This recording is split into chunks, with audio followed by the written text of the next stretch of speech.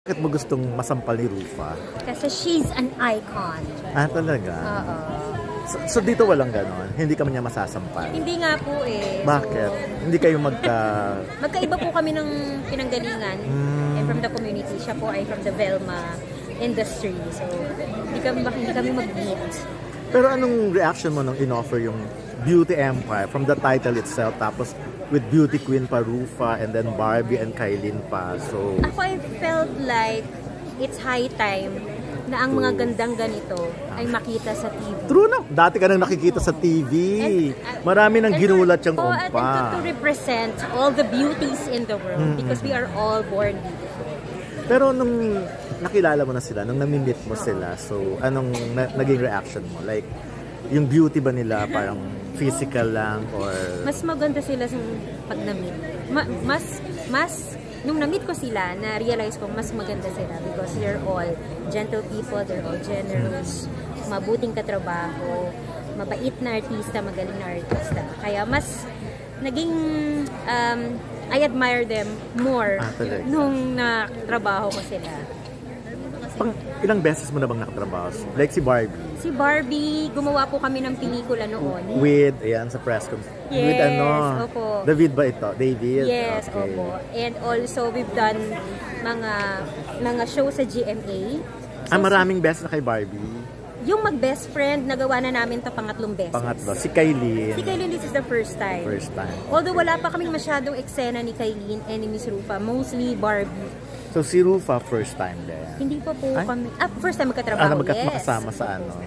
Opo. So hopefully magkaroon kayo ng scene together with Rufa sana, or malabo pa? Oo, sana. Kasi ibang ano kayo eh. Opo. Sana mag-meet, no? Sana ano yung landas namin. So ibibigay mo talaga ang face mo for Rufa to nasampal-sampalin ka? Baka kasi mahawaan ako ng... Hindi, sasampalin ka. Sasampalin lang, walang intention. Yun ang sinabi mo kanina, walang hawa-hawa. Walang purpose, sampal lang talaga. So game na game ka doon. Kasi she's an icon. Pero kaya lang, parang kanina, parang ito na yung the birth of Barsam din. Part ka ng Barda di ba? So, paano yun? How do you feel about it? Wala naman akong ma-feel. Nagtatrabaho lang po ako. Diba? Kasi may mga pictures ka together with, kasama sila dati. So, ngayon ibang grupo na itong pinopromote mo. Barsam na. How do I feel? Parang wala po akong value yung sasabihin ko. Meron, part ka nga ng Barda, di ba? Noon. Alam ko, I'm happy. Ako, on a very human level, I'm happy that they have work. At they are able to provide for their family at mga kailanganin nila sa buhay, babayaran. So I'm happy that they all have work. Yun na lang. Pero si Samba, nakatrabaho mo na dati pa? This is also the first time. Talaga? So anong impression mo? Si Sam, very game. Talaga? Ayun sa likod si Sam. Ayun no. Very energetic yan. Game saan? Ay, kanina habang nagsasalita ka, tumitingin siya sa likod. Magkakaisena po kami sa community. Ganyan. Tapos, ang energetic talaga niyan, Sam. Talagang dancer talaga yan siya.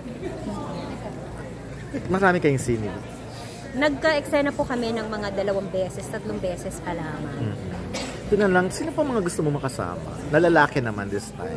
Mga partner, on-screen partner. Kota na ako. Gusto ba nila ako makasama? Nakarami ka na rin, di ba? Opo, I'm blessed to work with good actors. Tsaka nagkaroon ka na ng leading managwapo. So, parang kota ka na doon. Okay naman. Wishful thinking lang. Ako gusto ko pa rin ng work. So, whoever, kung sino man ang ibigay sa akin partner, I'll do my best. Talaga? To do my work. Hindi, sino lang isa?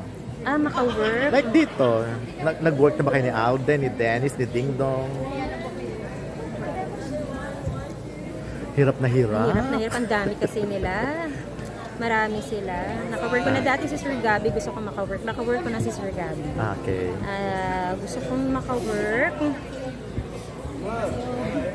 Okay na po ako. Kota na. At ayaw mo na. So okay ka na kay Gabby. Hindi naman ayaw. Okay. Kung meron lang. Kung meron.